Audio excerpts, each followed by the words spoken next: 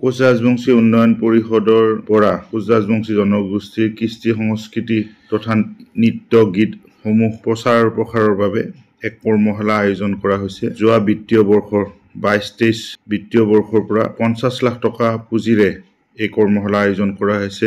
এই কৰ্মশালাত 20খন জিলা সামৰি লোৱা হৈছে অসমৰ।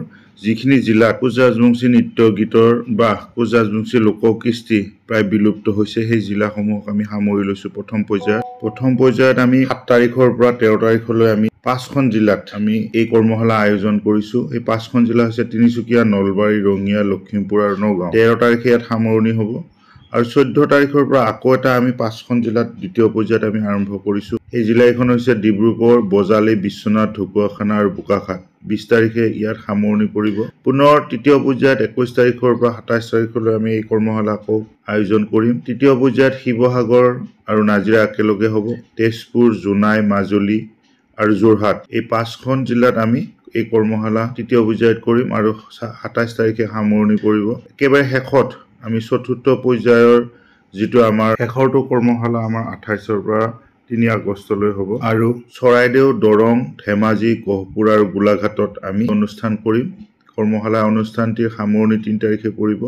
এনেদৰে উজনি অসম, মধ্য অসমৰ 20খন জিলাত এইবাৰ আমি কোচ ৰাজবংশী নৃত্য গীতৰ কৰ্মশালা আয়োজন কৰিছো। লগতে প্ৰতিখন জিলাতে আমি এটা বাদ্যযন্ত্ৰ বিশেষকে ঢোল, দুতৰা আৰু বাঁহী আমি তেওঁলোকক যোগান ধৰিম আৰু লগতে মহিলাসকলৰ বাবে পাতানি, আই অলংকাৰ, 20 গৰাকী নাচনীয়ে যাতে পৰিধান কৰিব পৰাকে 20 সাজ পোছাকৰো আমি যোগান ধৰিম।